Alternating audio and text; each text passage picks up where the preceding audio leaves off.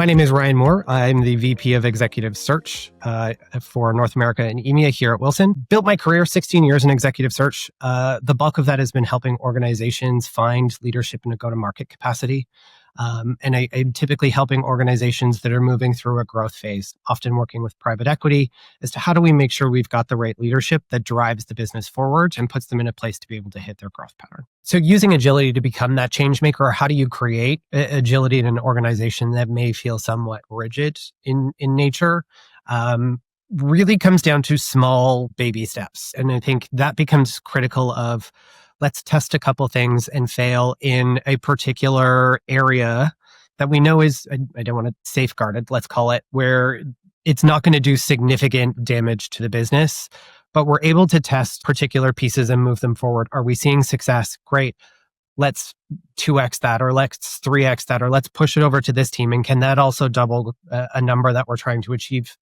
So I think agility is often, how do you test in smaller instances in companies that may feel rigid, to where the company itself is not ready for large sort of significant pivots. And then I think off the back of that, when you think about agility, it is quickly ended with a conversation of change management protocol. And if you don't follow a good change management protocol, agility can be very detrimental to a business, because people are going to feel like today it's blue, tomorrow it's purple. And the only reason is because we were told that. And so you often have to, with agility, is answer the question of why. Why are we changing process, or why are we changing path? And then the second piece to that is, what does it mean to that individual? Why did they need to change too? And if you start to put those two pieces together, it helps support agility in organizations that are going to feel rigid or aren't ready for significant sort of change. So the idea of being able to do more with less, and how do you prep your team for, let's call it the unknown, in today's market. I think sort of the easiest way to do that is just know that there's aspects of it that you can and you cannot plan for. This sort of doubles back on agility, is you need to be able to understand how to move quickly. I think that the piece that I've seen really successful in candidates is those that are lifelong learners. If as a leader, you are not constantly trying to learn and have your finger on the pulse of, where is your market? What are our buyers wanting? What's happening in the organization? What is the next tech piece? We'll use AI as an example.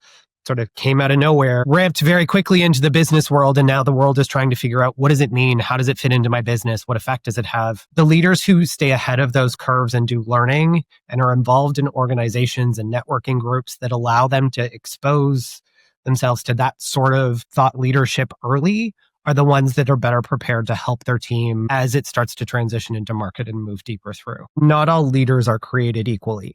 And I think it's often a piece that gets missed in hiring leadership.